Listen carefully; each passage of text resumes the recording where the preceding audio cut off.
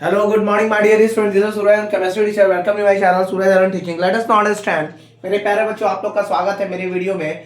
Unit 2 का solutions हम लोग पढ़ रहे हैं। हम लोग केमिस्ट्री की क्लास है, ये पेपर 1 है, क्लास 12 का ये क्लास मैं देने जा रहा हूँ। यूनिट 2 का सॉल्यूशन हम लोग पढ़ रहे हैं। आज की टॉपिक है सॉलिबिलिटी। सॉलिबिलिटी क्या होता है? तो सॉलिबिलिटी किसी भी सब्सटेंस का एक्सप्रेस करता है मैक्सिमम अमाउंट ऑफ इसके जो ये डिसॉल्व करता है कि स्पेसिफिक अमाउंट ऑफ सॉल्वेंट में, यानी solubility of a substance express the maximum amount of it which can be dissolve in a specific amount of solvent. यानी सॉलिबिलिटी क्या एक्सप्रेस करता है? मैक्सिमम अमाउंट ऑफ जो कि डिसॉल्व करेगा स्पेसिफिक अमाउंट ऑफ सॉल्वेंट में। सॉलिबिलिटी डिपेंड किसके किसके ऊपर करता है? किसी भी सॉलिबिलिटी के सब्सटेंस का डिपेंड किसके ऊपर करता है? Nature of the solute, nature of the solvent, temperature के ऊपर और प्रेशर के ऊपर। Solubility of liquids in solubility of a liquids in a solid, solubility of a liquids in solid क्या होता है? solubility किसी भी solids का liquid में varies करेगा greatly उसके nature of the solids के ऊपर, liquid के ऊपर, temperature के ऊपर और much lesser degree जो pressure का है उस सिस्टम में। यानी जब कोई solid solute added किया जाता है किसी solvent में तो वह सॉल्यूट डिसॉल्व करेगा क्योंकि वो पार्टिकल जाएगा लिक्विड में, उसके कंसंट्रेशन के सॉल्यूशन का इंक्रीज कर देगा कंसंट्रेशन ऑफ द सॉल्यूशन को, और यही प्रोसेस डिसॉल्यूशन कहलाता है। आगे हम लोग इसमें देखेंगे the solutes of A solutions में क्या होता है। ये सारी चीजें हम लोग आज पढ़ने वाले हैं। Solubility of a solids in a liquid में, solubility of a solids in a liquid में हम लोग पढ़ने जा रहे हैं। तो ये सारा आज हम कंप्लीट करेंगे। तो आप देखिए इसे ध्यान से, और मेरी कोशिश है ज्यादा से ज्यादा वीडियो आप लोगों तक पहुंचाऊं, और कम समय में मैं केमिस्ट्री को बहुत ही आसानी से खत्म करना चाह रहा हूं। सो अगर आप इसके आगे की टॉपिक में चलिए। Some solute particle in solution collide, some solution particle, some solute particles in solution, some solute particles in solutions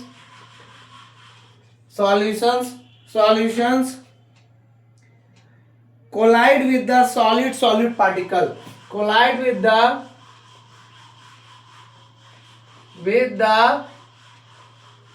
solute particles. ये कोलाइड करता है कुछ सॉलिड पार्टिकल्स के द्वारा। Some solute particles in solutions collide with the solid particle and get precipitated out, and get particles in solution and get precipitated out, precipitate करता है ये out. This process is called crystallization. This process is called, इसमें हम लोग बहुत सारी चीजों को देखेंगे। This process is called crystallization. ये प्रोसेस क्रिस्टलाइजेशन कहलाता है। प्रेसिपिटेटेड आउट करके जो आता है उसे हम लोग क्रिस्टलाइजेशन कहते हैं। अब आगे हम लोग देखेंगे the process of dissolution continues until the solution. The process of dissolution का जो process है, the process of dissolution continues until the solution attain. Reaction continues until the solution, until the process of dissolution continue until the solution attain a certain until continues until the solution attains a certain until that continues until the solution attain the maximum, attain a certain maximum concentration, attains a certain maximum concentration. ये हम लोग क्या पढ़ रहे हैं? ये हम लोग पढ़ रहे हैं आपका solubility of a solids in A liquids. In A liquids पढ़ रहे हैं हम लोग, मैक्सिमम कंसंट्रेशन। अब क्या होगा इसमें? Such a solution in which no more solute can, such a solution in which no more solute can, such a solution in a which no more solute can be dissolved at a given condition, can be dissolved at a given condition। उस condition के आधार पे अगर दिया जा रहा है तो given condition of temperature and pressure is called, conditions of temperature temperature and pressure called, of temperature and pressure is called, and pressure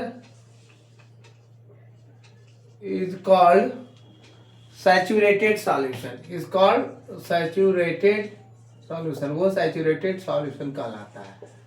ठीक है, तो अब क्या कर रहा है? ये कुछ सॉल्यूट पार्टिकल्स सॉल्यूशन में कोलाइड करेंगे विद द सॉलिड सॉल्यूट के साथ, पार्टिकल के साथ, और प्रेसिपिटेट आउट करेगा। ये प्रोसेस कहलाता है क्रिस्टलाइजेशन। और ये प्रोसेस डिसोल्यूशन का कंटिन्यू होगा, चलता रहेगा जब तक कि सॉल्यूशन अटेन्स ना कर ले एक मैक्सिमम कंसंट्रेशन को। इस तरह के सॉल्यूशन जो जिसमें ना ज्यादा सॉल्यूट डिसॉल्व होगा, नो मोर सॉल्यूट डिसॉल्व होगा एक सर्टेन कंडीशन पे और टेम्परेचर और प्रेशर के द्वारा, इसे हम लोग सैचुरेटेड सॉल्यूशन कहते हैं।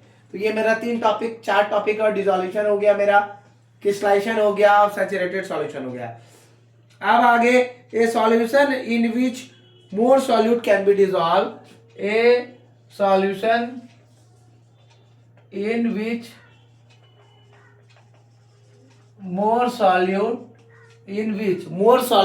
इसमें जो है ज्यादा से ज्यादा more solute can be dissolved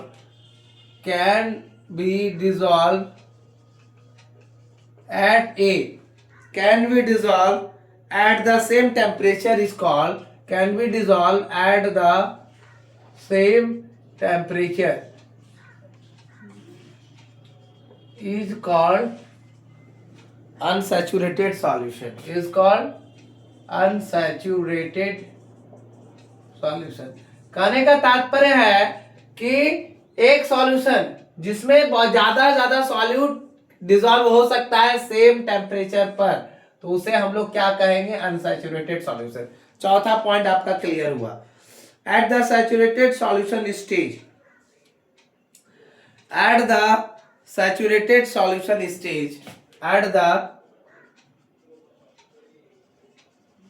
saturated solution stage, जो सैचुरेटेड सॉल्यूशन होगा उसका एक स्टेज आएगा, stage at the saturation solution stage an equilibrium get established between the, an equilibrium gets established between the process of dissolution and between the process of dissolution and, एक process होगा dissolution के बाद, और dissolution and crystallisation under such a condition, इस condition में, under such a condition, यानी एक ऐसा सैचुरेटेड सॉल्यूशन का स्टेज होगा, सैचुरेटेड सॉल्यूशन के स्टेज पे एक इक्विलिब्रियम एस्टैब्लिश्ड होगा, एक इक्विलिब्रियम को एस्टैब्लिश किया जाएगा प्रोसेस ऑफ डिसोल्यूशन और क्रिस्टलाइजेशन के बीच में। तो उस कंडीशन में, under such condition the number of solute particles going to, the number of solutes particles going to, ये कहां जाएगा? Going to, going into the solution, going into the solution, going into the solution. मैं फिर से समझाऊंगा इसे। Into the solution will be equal to the number of, will be equal to the number of solute particles, will be equal to the number of solute particles separating out and a state of, separating out and a state of dynamic, and a state of dynamic equilibrium is reached, dynamic equilibrium is reached। जैसा कि आप जानते हैं solubility of A solid या liquid में, कोई भी solubility liquids का वैरी करेगा greatly nature of the solid के ऊपर, लिक्विड के टेम्परेचर के ऊपर और much laser degree of pressure के ऊपर सिस्टम में। तो जब सॉलिड सॉल्यूट एडिड किया था सॉल्वेंट में, तो सॉल्यूट डिसॉल्व करता है क्योंकि पार्टिकल्स लिक्विड में जाते हैं, उसके कंसंट्रेशन ऑफ द सॉल्यूशन को इंक्रीज कर देते हैं और यही प्रोसेस डिसोल्यूशन कहलाता है। अब इसे आप सॉल्युबिलिटी ऑफ सॉलिड्स को हम मिटा देते हैं। यहाँ पे एक इक्विलिब्रियम मैं डिजाइन करने वाला हूँ।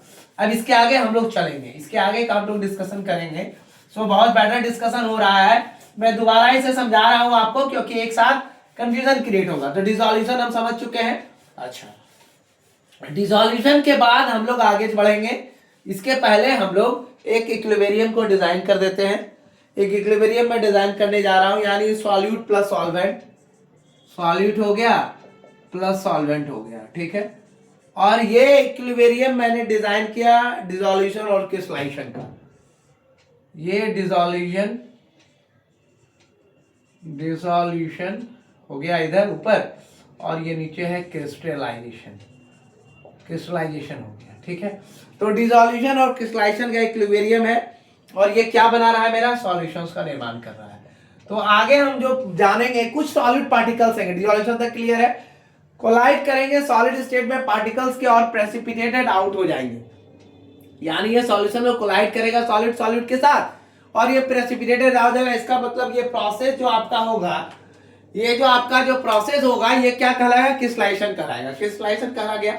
अब कहता है यही जो डिसोल्यूशन का कंटिन्यू होगा, ये डिसोल्यूशन जो कंटिन्यू हो रहा था जब तक सॉल्यूशंस अटेन नहीं कर लेता है एक मैक्सिमम कंसंट्रेशन को, तो ऐसा सॉल्यूशन में ना ही ज्यादा सॉल्यूट डिसॉल्व होगा इस गिवन कंडीशन के टेम्परेचर और प्रेशर के आधार पे, तो उसको हम लोग सैचुरेटेड सॉल्यूशन कहते हैं। अच्छा, ऐसा सॉल्यूशन जो बहुत ज्यादा सॉलिड को डिसॉल्व करवा लेता है एक सेम टेम्परेचर पे, इसको हम लोग अनसैचुरेटेड सॉल्यूशन कहते हैं। और जब अनसैचुरेटेड सॉल्यूशन का एक ऐसा स्टेज आएगा इक्विलिब्रियम को एस्टैब्लिश करता है between the process of dissolution और क्रिस्टलाइजेशन के आधार पर, तो उस सच कंडीशंस में नंबर ऑफ सॉलिड पार्टिकल्स जाने लगेंगे सॉल्यूशन में, वो इक्वल हो जाएंगे नंबर ऑफ सॉलिड पार्टिकल्स के, सेपरेटिंग आउट करने लगेंगे।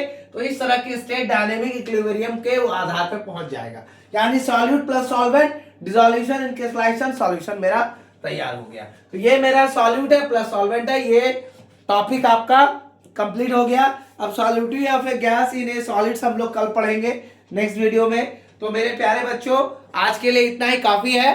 तो आपका मेरा चैनल ज्यादा से ज्यादा लोगों को सब्सक्राइब करवाइए जिन्हें केमिस्ट्री साधारण तरीके में पढ़नी है। और thank you for watching my video. This is Suraj, chemistry teacher. Welcome in my channel Suraj Anand teaching. Give more views, like and share, and all of you happy new year मेरे प्यारे बच्चों। Thank you for watching my video. Thank you all of you, and give more views, likes and share. Views की दुनिया में तहलका मचा दीजिए, share कीजिए, ज्यादा से ज्यादा लोगों तक पहुंचेगा सीबीएसई क्लास 12 के बोर्ड एग्जाम में जो एस्पिरेंट है इस बार 2026 के। Thank you all of you, thank you all.